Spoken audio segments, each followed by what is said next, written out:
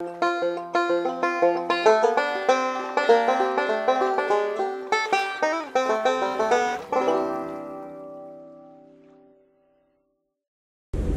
folks.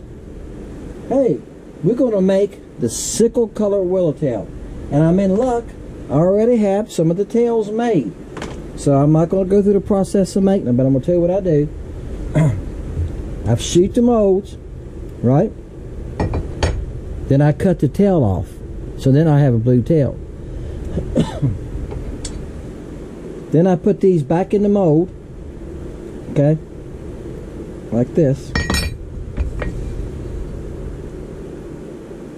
Alright, whether it's chartreuse or blue or whatever color, doesn't make any difference. I put them back in the mold like that. Then I shoot the ice color. The bodies are ice. It's sickle is ice with a blue tail. Alright, let me put all these back in place. It takes a while. That's a tadpole tail there. I ought to put that on one of them, huh? And we're going to shoot the ice color. That's what we have, okay? Alright guys, I got some plastic in here, but also I had some leftover ice, so I put a couple pieces in here. I add a little liquid to it. I think it makes it cook a little faster, but that means we got to take it to 350. And what I'll do, I'll start for 2 minutes. It'll take more than 2 minutes. It'll probably take 3 minutes and about 30 to 40 seconds. I'll stir it, then I'll add a minute, check it, see how close I am, and go again. You can do it all in one shot. I've done it before, but I've burnt it a couple times. I burned some about 4 weeks ago. Yeah, it just turns black and it's nasty and you can't use it for nothing. Alright, let me get this cooked up and we'll shoot it. Okay, folks, let's see what we got here now.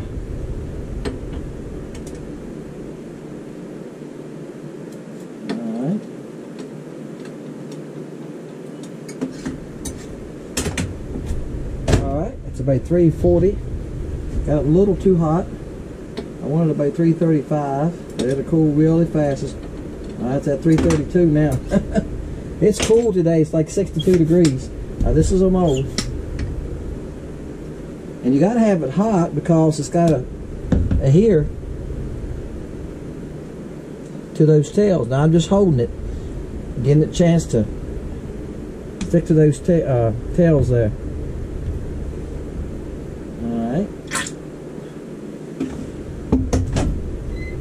I'm going to hold on to that. I think after this video I'll make a couple rounds of ice and a few things while I'm out here making base this evening. Okay, we'll let this cool and we'll open it up and I'll show them to you. Alright, so what we got. Bam! You know, I don't care how many times I open the mold, it's always interesting. There you go. Aren't they pretty? Fish catcher. Looks like candy, doesn't it? Alright guys, y'all know the routine, 1 through 400. The closest person that gets to the number without going over is going to win. 1 number per person, 2 numbers per household. Everybody must be subscribed, okay? That's a subscriber giveaway. Appreciate everybody. I'd make a draw on Wednesday nights. Of course, I load the videos on Sundays. Wednesday nights, I'll make a draw. That's tomorrow night. Alright? I'll make a draw. I film myself making it. I load that Thursday morning. Alright, I don't know why my camera cut off. I said Wednesday's fun video. Friday's a fun video. Didn't cut off that time. I have no idea, guys. This thing will just cut off sometimes. I'm sorry. You leave a number on Sundays only. Okay? Hope y'all enjoy the videos. Good luck to everybody. Somebody's going to win some of these. Somebody's going to win some. And I'll mail them out to you. Give me your address as soon as you can. If you've been ordering from me lately, let's say within the last couple months, I can find your address. If I can't, it's way back in the back of the computer. But I'll mail it to you as soon as I can. Okay? Thank y'all for your orders. My orders have been really a lot of orders this month already. The month of September was great. This month of October is looking really good too. Appreciate that. So I'll see y'all on Wednesday nights. Hope y'all enjoyed the video after this. See ya. Bam. Alright. A baby. Alright guys, so I'm here on a lay down tree. First place I stopped this evening. That's a small one. This is on the sickle color Willow Tail. Alright. This tail is fluorescent blue. It's called azure. And the body's ice. Yep. Alright. I think I got one a little bit bigger, guys.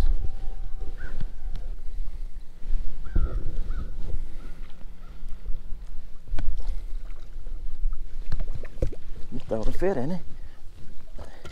I haven't got my net ready. I'm gonna net him. Yeah, he's decent.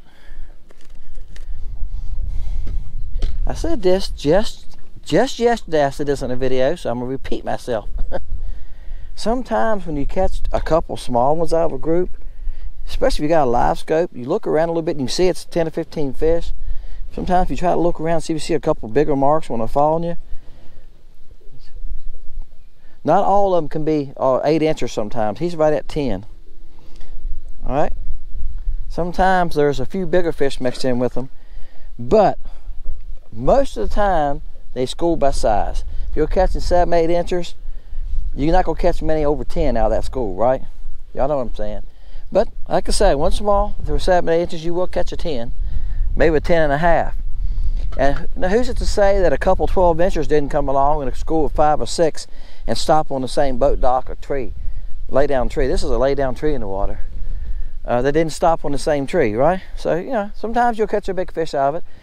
I'll show it to y'all. Y'all can see here. See, it's a lay down tree. See the branches? See the forks of the limbs? There's a few scattered on it. Some of these are limbs. Those right there is where I'm casting at.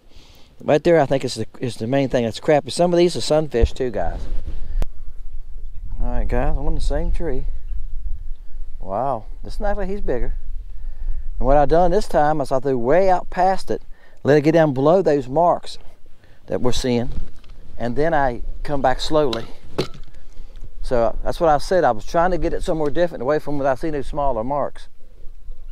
I think it's a bass. I don't think it's a crappie. Yeah, it is. I got to see him. He's just fighting. I mean, he just he just kept on, didn't he? He was fighting like a bass. He kept on going down, going, you know. Crappie do a head shake to do some running around, but he kept running down like a bass, though. You know, a bass will give up for a second, then he run down. He was doing that number. That's why I was wondering, going like, wow, I ain't sure that's even a crappie, but it is. Well, the water's cooling off, guys. It's 66. Nope, he just threw the bait out of his mouth, stuck in the net there. Wow. That's what I was saying. Sometimes a few big fish will mix in with them. You know, I was just talking with somebody about that the other day. That's a nice fish, guys. Look how thick he is. Great time of day. All right. Wow. Maybe I'll just stop and go home. Huh? Let me dig this bait out here. All right. Still throwing the sickle color. Now, guys, you know, these, I call them the tail colors because I made a bunch of these. The tail's a different color. The hot perch has been the hot selling colored. Some guys, Donnie's buying it. Some other guys in Mississippi and Louisiana are buying it. And the hot perch come, these tail colors come in Fluke, Tadpole Jr., and the Willow Tail. This color right here, I've sold a few of. Hot perch is the hottest. I think there's 6 of these colors. There's Winter, which is Blue Boy Chartreuse.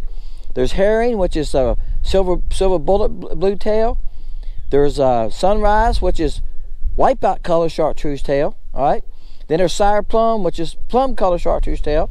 So I'm gonna try to fish with some of them in the next few weeks, just so y'all get to see them. Somebody made a comment to me just the other day, and they go, "Dennis, you never fished with the Willow Tail in it." So I made a video yesterday with the Willow Tail. I still got some of them laying here. There's the Sire Plum color. All right. There's one called Rewind. There's Rewind. It's a remelt, works good. Okay, that's just Blue Boy. All right. And so I said, okay, I'll tell you what I'll do. I'll fish with that some, okay? So y'all get to see it some. Here's the Sunrise color. Yeah. All right. I thought I had a hot perch color laying here, but I don't see it. I clean my boat off once in a while, guys, and it needs it now. All right, let's see if I can catch another one. I'm really tickled with that one. But I think I got it away from those smaller ones because I threw past it, let it sink out of sight, and then brought it back. I thought if I get hung up, I get hung up. I'm just got to put it in a different place. Those little crappie are up on top, and I was wondering about that. This tree is pretty big. Let me, hold on. Now, I'm going to clear this picture up for you. There you go. Somebody also said my picture wasn't very good. Well, so what I'm doing, guys, is I can clear it up. Alright? So you can see it's a few right there. That's the tree there. I threw this fish came from over here somewhere. It was coming in the backside of it. But what I'm doing, watch this. See it getting fuzzy here? Alright, you know what I'm doing? I'm turning my sensitivity up.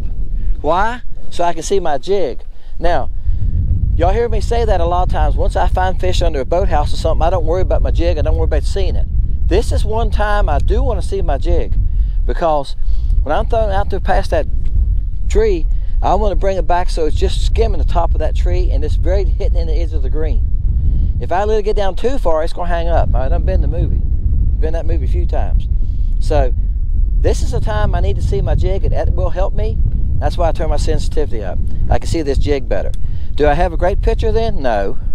So just going to add that, because a couple of y'all made comments, Dennis, your picture didn't look the best. Well, it depends on what you're doing. I know a guy told me he cranks his sensitivity.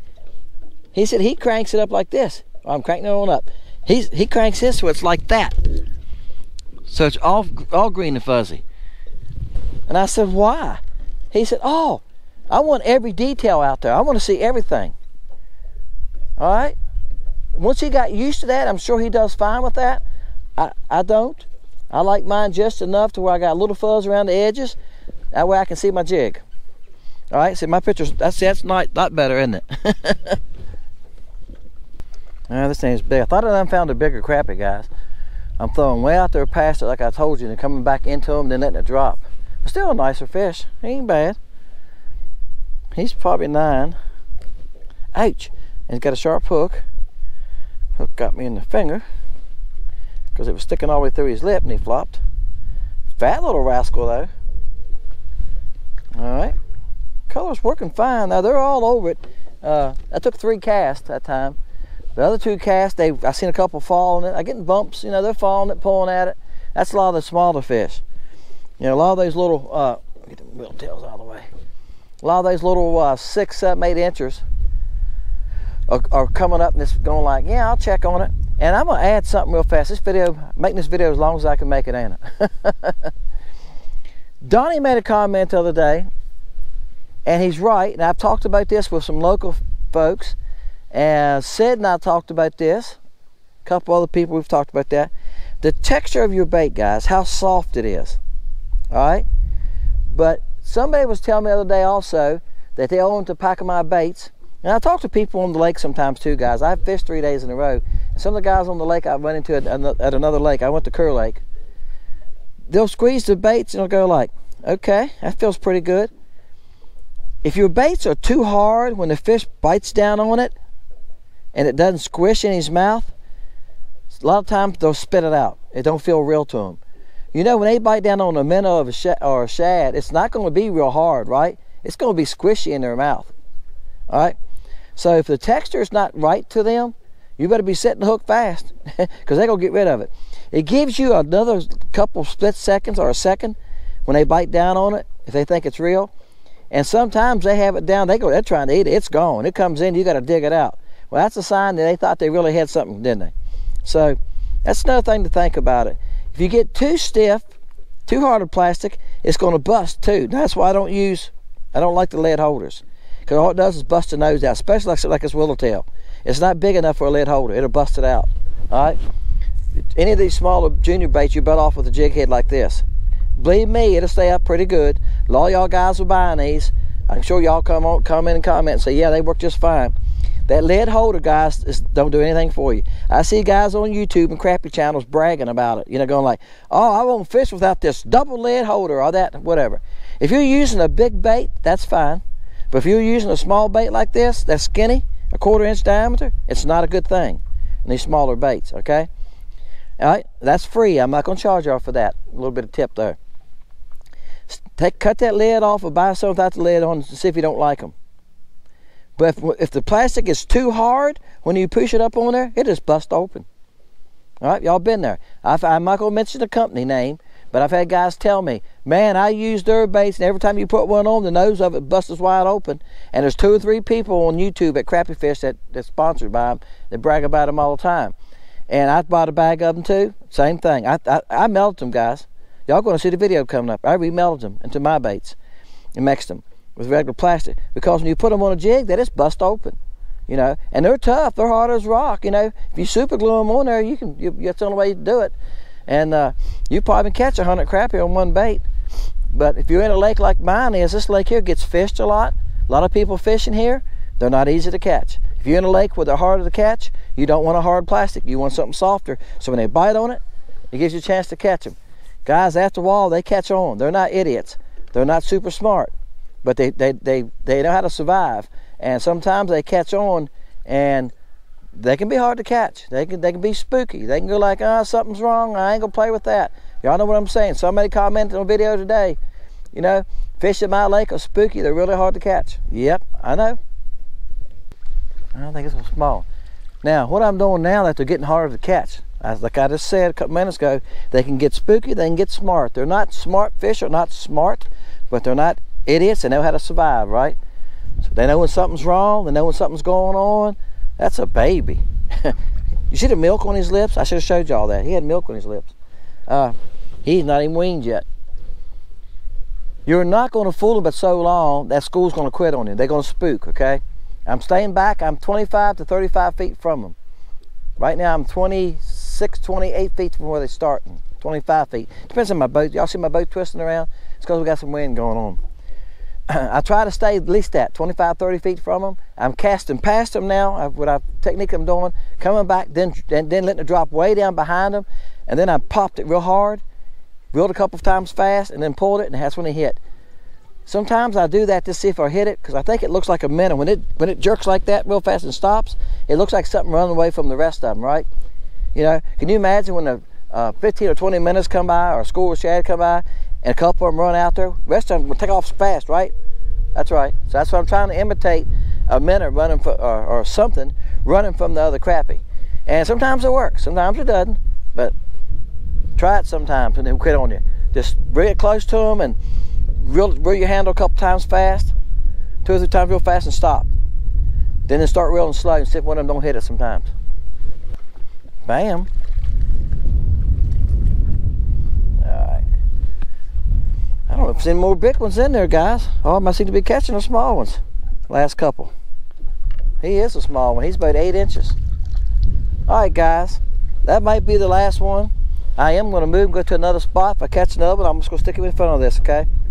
That one I'll put on here. If not, y'all know the routine, 1 through 400. Put your number down. On Wednesday nights, I'll do a draw. If you get, and whoever wins, I'll comment back to you. Hey guys, you won.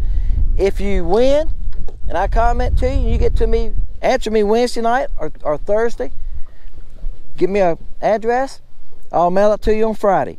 Wednesdays, fun video. Fridays, fun video. Sundays, pour to catch. Sunday's the only time you need to leave a number, right? And remember, there's only couple rules. You can't go over the number to win. Only 1 number per person, per prescriber. Okay, you must be subscribed. When you watch the video, guys, look down at that right button where it says subscribe. If it's red, you're not a subscriber. If it's white, you are. That's what you got to check. And you got to watch. YouTube will unsubscribe you. If you haven't watched for a while, they delete you, guys. And you got to resubscribe. So keep that in mind. Dennis, Fishing Lake Country. See y'all next time.